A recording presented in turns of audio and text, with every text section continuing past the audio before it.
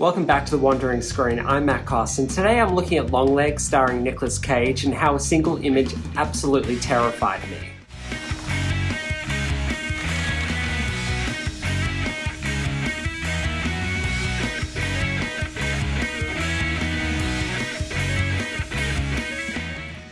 If you've checked out my reviews for horror films like Late Night with the Devil, you'll know I'm a scaredy cat. I'll watch a movie that makes me uncomfortable and am aware that when I get home from the cinema or when the movie finishes while I'm in the living room, I'll need to turn on the apartment lights so I can replicate some sense of daytime.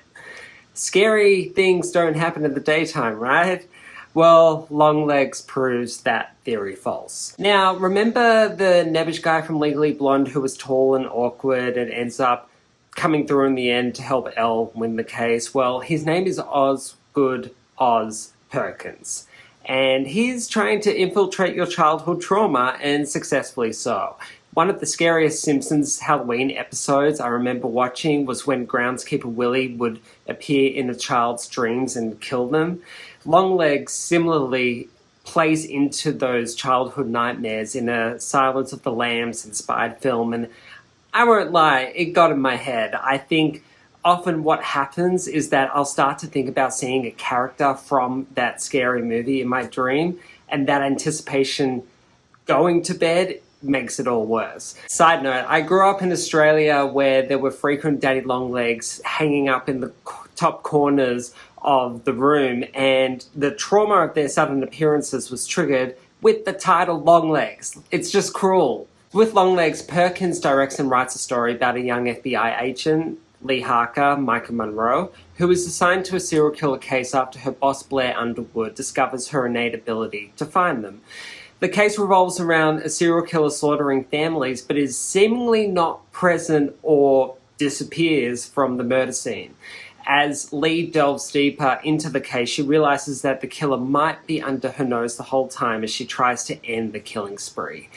Perkins centers the mystery around the occult and how unfathomable evil is contrasted within the purity of nuclear families and devout, unsuspecting Christians.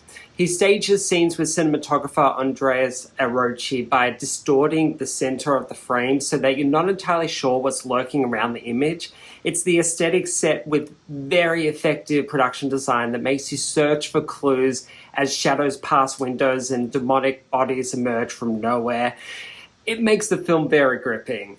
Part of the appeal for me of Longlegs is that horror films have this creative freedom to explore big ideas.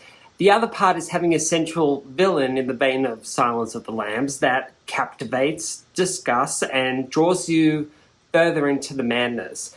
When we meet Longlegs, we're actually in the opening scene of the film, and Perkins frames him from below the nose downwards. So he cuts the scene as soon as Longlegs jumps into the frame. That goes straight into one of my top sequences of the year. The less we see, the more the fear sets in. Mike Monroe, who's perhaps best known from the horror film It Follows, plays Lee as introverted, socially awkward, and extremely reserved. Blair Underwood is effective as Agent Carter, working alongside Lee to uncover the clues that will lead them to Longlegs. And Nicolas Cage as Longlegs, this will go down as one of his classic character performances. Eerie, ugly, pale, disheveled, manic, tense. It's like flick a switch and he goes off. And there's also a really great performance by Kiernan Shipka, who was also in Twisters and seems to be killing it in the film scene. It's best to go into the film without knowing too much and sitting back and letting the detective thriller whisk you into a world of occult worship and unnerving intensity. It sounds fun, right?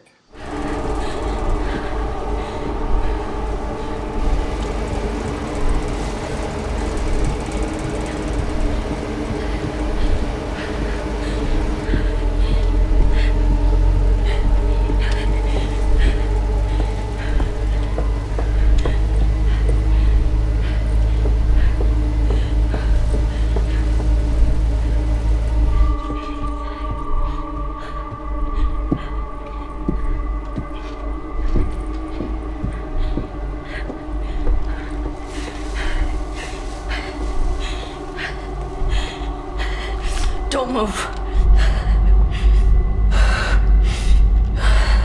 Thank you for watching. Subscribe to my YouTube channel, The Wandering Screen with Matt Koss, for all the latest reviews, and let me know in the comment section below what really creeped you out about this film. See you next time.